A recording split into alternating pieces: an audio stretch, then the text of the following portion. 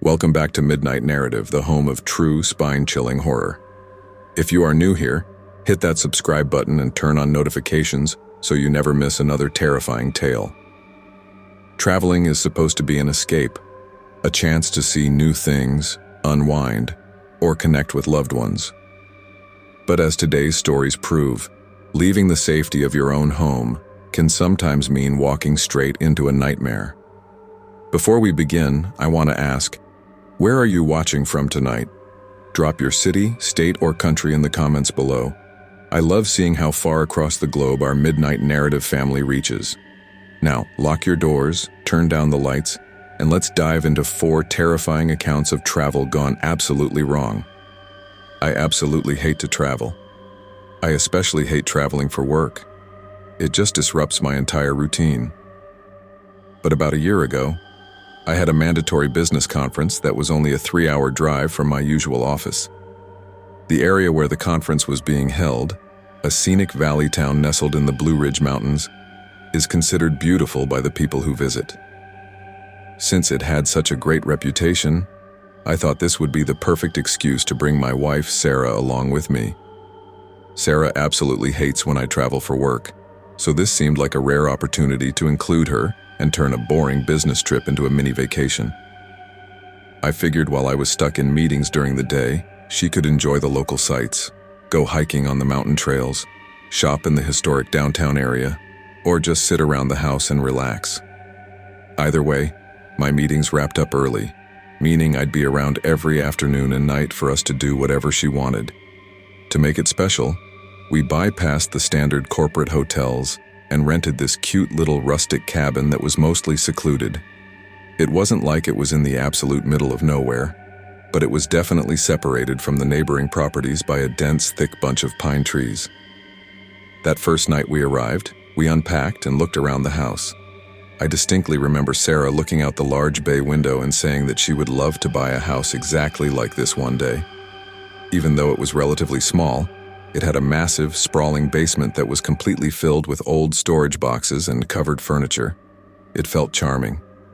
Little did I know that our short, pleasant trip was only going to get worse from here. That first morning, I woke up at 6:01 a.m. to get ready for my first work seminar. After I reached over and turned my alarm off, the first thing I noticed was that the space next to me was empty. Sarah wasn't in bed. That caused me to jump out of bed with a little fire in my step, suddenly feeling alert. I hurried out into the kitchen, and there she was, sitting on one of the wooden bar stools, drinking a cup of coffee and nervously scrolling on her phone. When I asked her why she was awake so early, she looked up, and she told me that she just couldn't sleep. She explained that she had woken up in the absolute middle of the night. When she rolled over to adjust her pillow, she thought she could see the distinct shape of someone standing perfectly still in the far corner of the bedroom. She tried to squint and focus her eyes through the darkness, but it was just too dark to be completely certain. Terrified, she rolled back over, pulled the blankets up, and couldn't get back to sleep. She said she almost fell asleep at one point, but then she thought she heard a faint rustling noise coming from that exact same corner. After that, she was wide awake.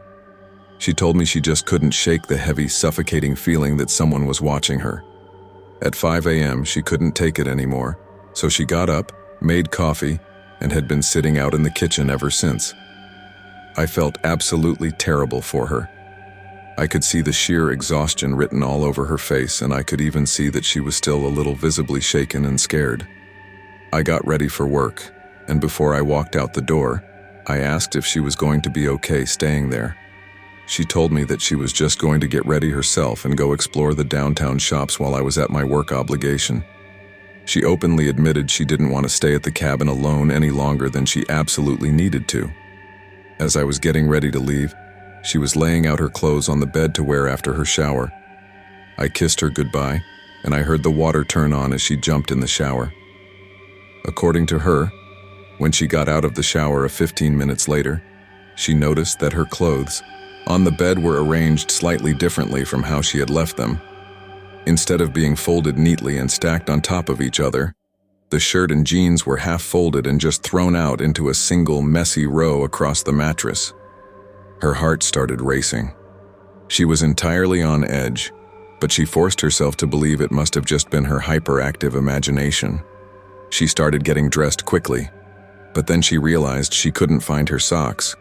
She knew for a fact she had left the socks out right next to her pants, but now they weren't there. She felt like she was genuinely going crazy. Panicking, she grabbed another pair from her suitcase and literally ran out of the house. Since I had the rental car for work, she ordered an Uber to take her into town.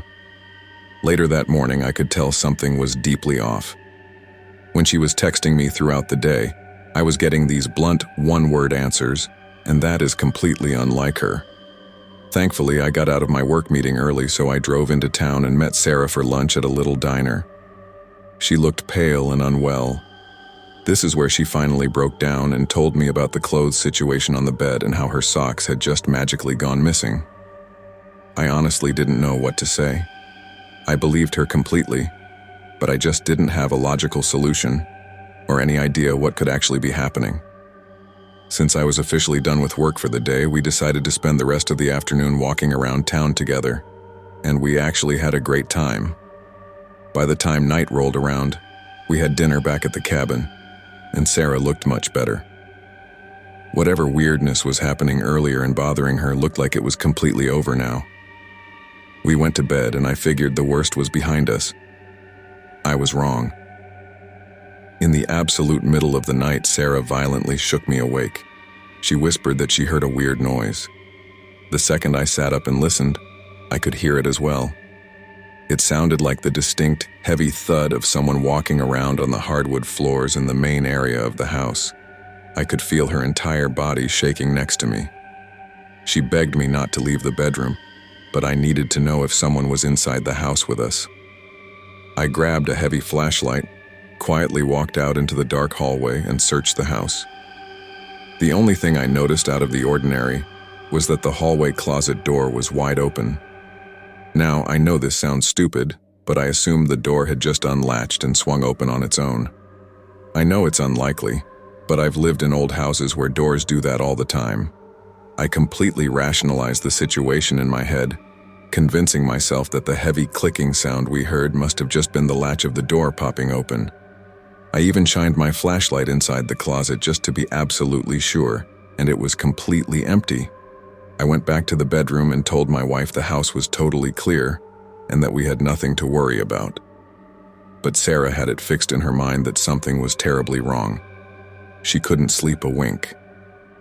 Seeing her distress, I decided to stay up with her for the rest of the night, sitting in the living room with the lights on. That morning I got ready for work and she got dressed immediately right alongside me. She refused to stay one single second in that house without me there. We met up for lunch again a few hours later, and she practically pleaded with me to go back to the cabin right then, pack our things, and check out early. I felt absolutely terrible because I had to tell her that we needed to stay just one more night. The next day, I had one final mandatory morning meeting that I absolutely could not miss under any circumstances. This trip was turning into the exact opposite of the peaceful getaway I wanted for us. The sheer thought of staying in that secluded house for one more night was visibly crippling to her. I offered to just shell out the money and get us a hotel room in town, but because I had already spent so much non-refundable money on the cabin rental, she reluctantly agreed to tough it out for one last night. When we got back to the property that afternoon, the very first thing we did was pack up all of our suitcases so we could leave right after my meeting concluded the next morning. We ordered a pizza that night and sat in the living room trying to distract ourselves. I could tell by the way she was staring at the walls that she didn't want to go to sleep. To keep our minds occupied, we ended up playing a trivia game on my phone for a couple of hours. But then the atmosphere changed. Every so often we would hear this distinct, muffled scraping noise coming from directly beneath us, from the basement. Every single time we heard that low sound, my wife would practically crumble into tears. I tried telling her that it must just be the old pipes or the house settling in the cold mountain air, but she couldn't accept that explanation anymore. While we were sitting there, listening to the third or fourth strange noise, I finally decided I had to go down and check the basement again. Sarah grabbed my arm and begged me not to go, but I told her that I wanted to prove once and for all that the house was safe and that she had nothing to worry about. I opened the basement door, went down the creaky wooden steps, and looked all around the massive, cluttered room. There were dusty boxes of storage and old furniture everywhere, creating a maze of shadows. There was only one single light bulb hanging from the ceiling, and it wasn't a good one. It gave off this dim, sickly yellow glow that barely illuminated the center of the room. Just as I sighed with relief and turned around to head back upstairs, something in the far corner caught my eye. I stopped. I turned back around and focused my eyes. Standing completely motionless in the pitch-black corner of that basement was a man wearing a bright red baseball hat. He was standing so incredibly still that for a split second, I swear I thought it was just a coat rack or maybe an old clothing mannequin left behind by the owners. I took one cautious step closer to try and make sense of what I was looking at, and right then the man blinked. Can you imagine the absolute terror of realizing a stranger is standing in the dark with you? What would you do in that exact moment? Let me know in the comments. I completely freaked out. The adrenaline hit me like a wave. I spun around, sprinted up the stairs, and slammed the basement door behind me. I looked at my wife and yelled for her to get to the car right away, telling her I would grab the bags. We had 3 suitcases in total sitting by the front door. I grabbed 2 of the heavy bags and literally threw them out onto the front porch.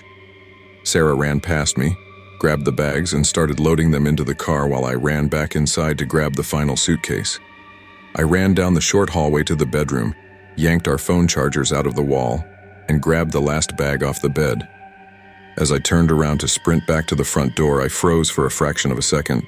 The basement door, which I had just slammed shut, was now standing wide open, and the hallway closet door next to it was now slightly ajar. I took a deep, panicked breath, gripped the suitcase, and sprinted as fast as I could past the open closet and the basement door. I burst through the front exit, literally threw the bag into the back seat of the car, jumped into the driver's seat, and slammed my foot on the gas, tearing down the gravel driveway. Once we hit the main road and I could breathe, I called the rental property manager. I frantically told the woman on the line that there was a live intruder actively hiding inside the house. The woman immediately started arguing with me, trying to condescendingly tell me that I must be mistaken, that it was a secure property, and that maybe it was just a shadow. I was so angry, insulted, and terrified that I didn't even want to hear her excuses, so I just hung up the phone. I don't even know if she ever actually followed up on what I reported. Thankfully, Sarah and I made it out completely unscathed. But just because we escaped physically unharmed doesn't make the memory any less terrifying. That man had literally been wandering around the house, watching us, for the entire weekend. I now believe my wife without a single shadow of a doubt. She really did see someone standing in our bedroom corner on that very first night. It was almost certainly that same guy from the basement. I don't even want to begin to think about what that creep actually wanted with us, or why on earth he stole my wife's socks. I know I could have pursued the rental company further or demanded a police investigation, but honestly, we just wanted to let it be and put the whole traumatic experience behind us. Having an entire private rental house to stay in while you travel sounds cool and convenient on paper, but I think I'm going to strictly stick to standard hotels for a very long time. They may have their own creepy moments, but at least in a hotel, you fully expect to have other people walking around. People that hopefully won't be hiding in your private room and watching you sleep. I like to travel, but I absolutely hate to travel entirely alone. Because of that, whenever I book a vacation, I'll usually pave the way and pay for whatever girl I happen to be seeing at the time to accompany me on the trip.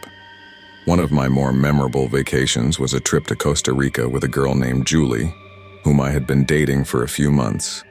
We stayed at a highly rated luxury resort, which was a damn beautiful place in every single way imaginable. It was easily one of the nicest, most pristine places I have ever stayed in my entire life. The trip became memorable, however, not just for its tropical beauty, but for the insanely weird and deeply disturbing experience we had toward the very end of our stay. We were booked there for 4 nights, which, trust me, already cost me an incredibly pretty penny. The resort was not cheap by any stretch of the imagination, but the private amenities, the beaches, and the service were supposed to be top tier. For the first 3 days, life was honestly amazing. We went ziplining, ate incredible local food, and relaxed. On our third night, very late at night, things took a turn. We had eaten a late dinner and then sat out on the beach for a while watching a spectacular fire-twirling show put on by the resort. As the night wore on, the pool area and the public spaces slowly started to clear out of families and couples until it was just Julie and me left awake under the stars. Not wanting the night to end, we decided to quickly run back to our room to grab a bottle of tequila we had bought, along with a few mixers, and bring it back down to the large hot tub located by the main pool. The hot tub was incredibly scenic, covered and surrounded in just about every single direction by thick tropical trees and lush exotic plants, minus a single narrow opening used to get in and out of the water. There was also a large decorative waterfall feature inside the hot tub that poured water down with enough consistent rushing noise that we could talk and laugh as loudly as we wanted without worrying about disturbing anyone. We were having some fun, drinking our drinks and just enjoying the atmosphere in the hot tub, but our conversation was abruptly interrupted when I noticed something through the dense leaves of the surrounding plants. Someone was standing on the outer side of the greenery, creeping around. This wasn't a casual person just walking down the lit stone walkway. This person was actively crouching down low to the ground, deliberately parting the leaves, as if they were spying directly on us inside the hot tub. I sat up straight and shouted a loud, aggressive, "Hey!" I immediately started struggling to get out of the hot tub, which, let's face it, takes a few clumsy seconds to do when you're submerged in hot water. By the time I finally got myself out onto the slick concrete and stepped onto the main walkway, I caught a brief glimpse of a figure hurrying away in the shadows, before they quickly turned a dark corner and disappeared entirely. Julie was staying in the water, nervously telling me to just come back and leave it alone. But my adrenaline was up. I ran ahead down the path and turned that exact same corner that the figure had just rounded. When I did, I saw absolutely nothing but a completely empty pitch-black trail leading back toward the guest lodging units. Chillingly, it was actually in the exact direction of our specific unit, too. When I walked back to the hot tub, Julie and I tried to have a mild, nervous laugh about it, throwing out theories that maybe it was just a curious nocturnal animal or a security guard making rounds. But in reality, the romantic vibe of the night was completely dead because we no longer felt like we had any actual privacy. We dried off with some towels and began the trek back to our room.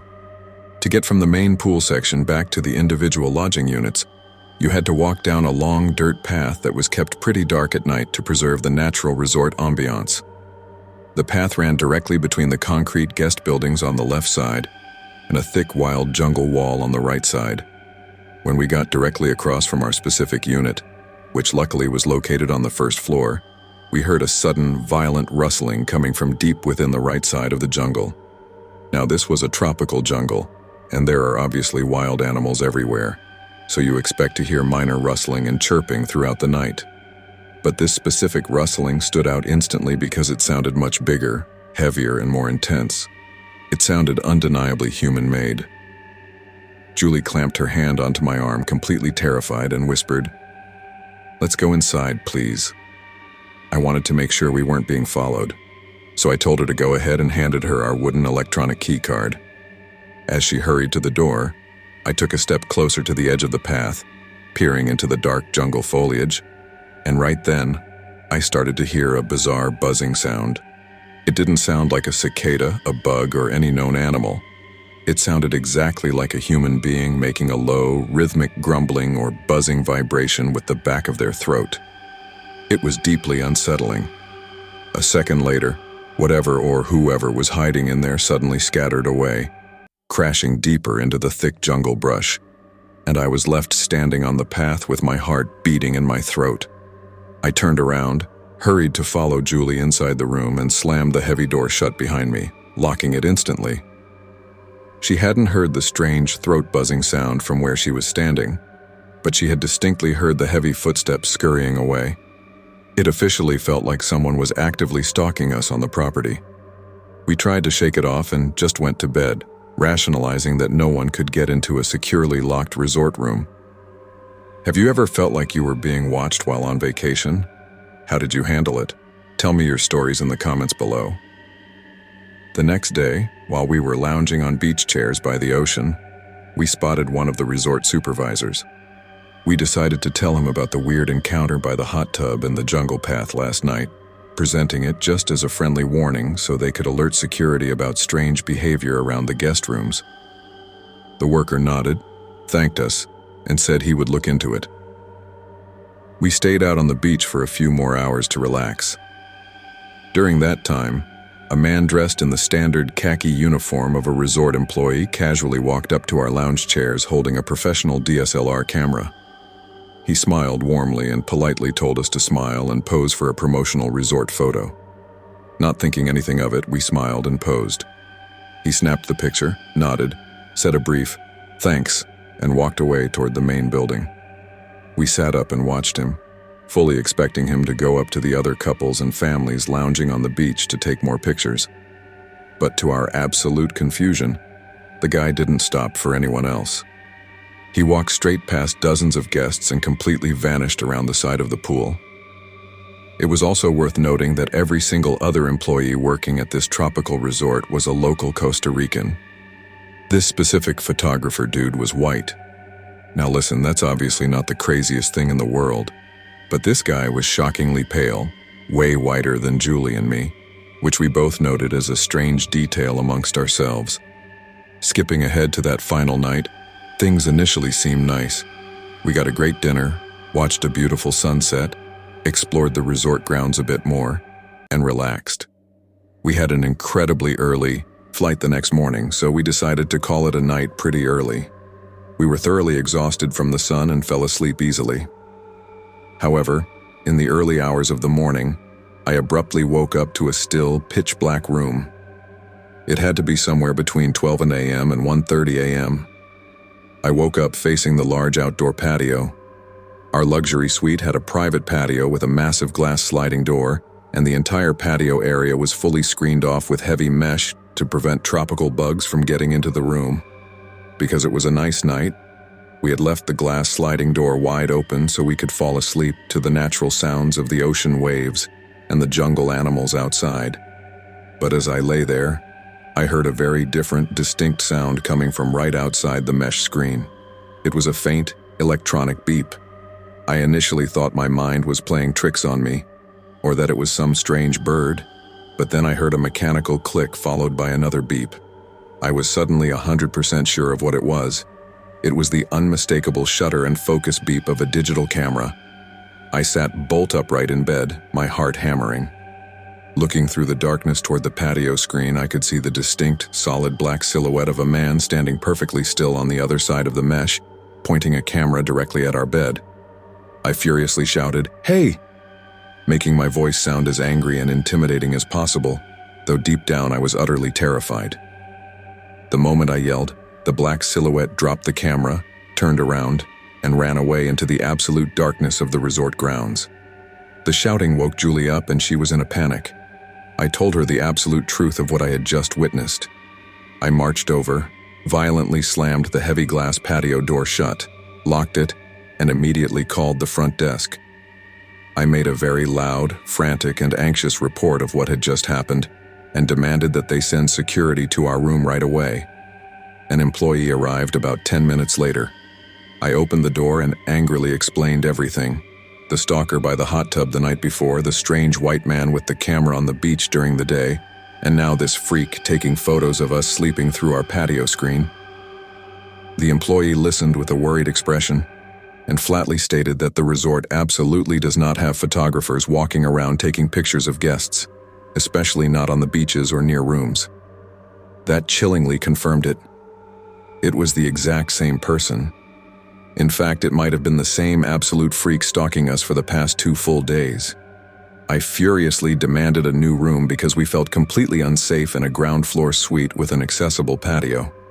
After some frantic calls, they agreed to move us. They also promised they would immediately check all the resort's video surveillance footage from the past 48 hours to find out who this guy was. We were moved to a different suite located much closer to the main heavily lit front hall. Needless to say, we kept the patio door in this new room completely shut and locked. We woke up incredibly early the following morning for our airport shuttle. While we were checking out at the front desk, the night manager called us over. He looked incredibly pale. He turned a computer monitor around and showed us the video footage they had pulled from the security cameras. On the screen, we watched the footage of the pale man creepily walking around the resort paths. The manager told us that, based on all the footage they reviewed, the man had never interacted with or followed any other guests. He had strictly and exclusively followed and taken hidden pictures of Julie and me for 2 straight days. It was the most horrifying, confusing, and violating thing I have ever seen. We couldn't stay at the desk for too long because our airport shuttle was waiting, and we were in a serious hurry to catch our flight. But the resort management assured us that they were involving the local police, and that if the man was found on the property, severe legal action would be taken. We were just incredibly relieved to be getting on a plane and leaving the country. I followed up with the resort via email a few days after we got back home, but they just sent a corporate apology stating they had no further updates, which was incredibly disappointing. I don't see Julie anymore. We broke up a few months after that trip, but this remains an absolutely crazy and deeply disturbing story that the two of us share. Sometimes I still feel the urge to randomly reach out to her, just to talk about it again, just to confirm that it actually happened and wasn't some shared fever dream. Thank you so much for tuning in to this episode of Midnight Narrative. The world out there can be a beautiful place, but as our storytellers learned, danger can hide behind a friendly smile, a foggy road, or a secluded cabin in the woods. If you enjoyed these stories, please make sure to subscribe to the channel, hit that like button, and share this video with your friends so you never miss out on more terrifying midnight narratives. Thank you so much for spending your night with me. I politely invite you to come back again soon for more true chilling stories. Until next time, stay safe out there and sweet dreams.